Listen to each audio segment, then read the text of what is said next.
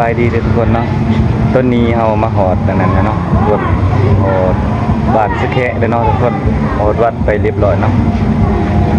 ต้นนี้เฮากำลังซัพพอร์ตเนาะเพราะว่าแดดลาย แดดลายเนาะซัพพอร์ตก่อนอยู่วัดสะแคะเนาะ โอ้สบายดีพี่น้อง สบายดีเนาะ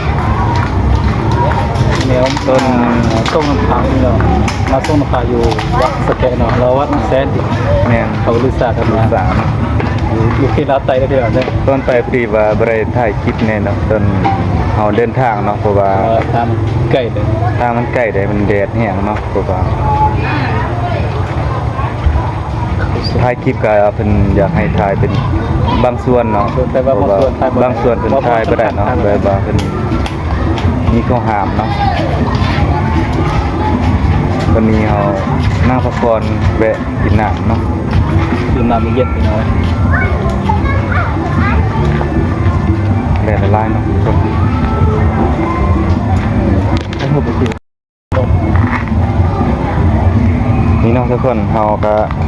เกี่ยมน้ำเป็นถังน้ำหอมเนาะ น้ำหอม น้ำหอมนะ เดี๋ยวไปส่งปลาเลย ไปเกี่ยมไว้เนาะ ควายเป็นหมดคนหรือเป็นเศษ นี่เนาะอันนี้เป็นวัดสะเคะเนาะทุกคนสถานที่บนใดที่นั่นนะเขาห้ามเฮาเป็นเฮาถ่ายบ่ได้เนาะอันนี้บนเขตนอกเนาะ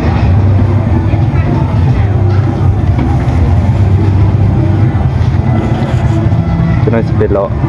ทางไต่เนาะ